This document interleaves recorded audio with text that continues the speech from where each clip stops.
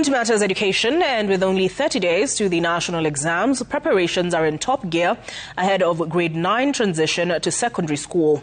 Education Ministry says it is working out modalities to ensure that it spreads the 1.2 million learners in grade 9 to all the 9,500 secondary schools in the country. The learners' placement will be based on their career pathways and their performance in the assessment next month. The transition could, however, run into challenges should the government fail to clear 3 billion shillings debt owed to publishers. This will allow them print catalogues of grade 10 textbooks. In just 5 weeks, over 1 million grade 9 learners will take the first national junior assessment that will determine which senior school they will be placed in according to their career pathway choice. The government says the senior schools are ready for the learners. One thing I want to tell you is that right now we have 2.4 million spaces in senior school, and we have 1.2 million learners. So we have enough capacity in our senior school for transition.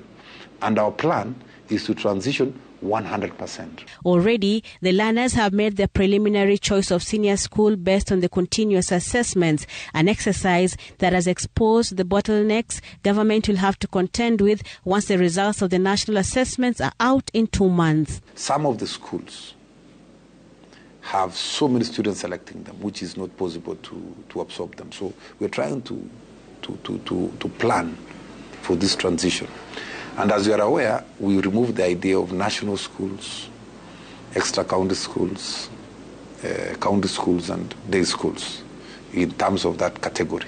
What we have now is what we call cluster 1 schools, cluster 2 schools, cluster 3 schools. Beyond the placement and admission in senior schools, the issue of learning materials is also of concern for education stakeholders. The academic landscape will be expanded in grade 10, and so will the demands for books. The learning areas are more than 35 learning areas, and those learning areas must be taken care of because we must take care of every desire of the Kenyan child. We have the capacity to supply all those learning areas, the capacity to supply all the copies needed in the country. This huge undertaking will cost the government upwards of 5 billion shillings. This against a debt of 3 billion shillings that the government still owes publishers for the books supplied from last year for grade 1, 2, 3, 4, and 9.